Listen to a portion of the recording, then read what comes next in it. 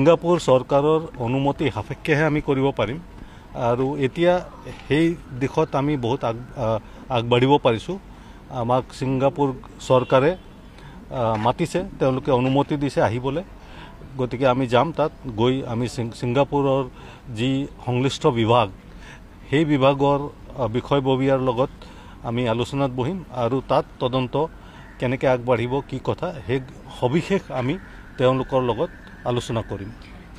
যিসকল আমাৰ ওচৰত আহিছে, 10জন আহিছে, মুঠ 11জন প্ৰৱাসী অসমীয়াৰ ভিতৰত 10জনৰ পৰা যিখিনি সাক্ষী প্ৰমাণ ল'ব লাগে সেইখিনি আমি পাইছোঁ।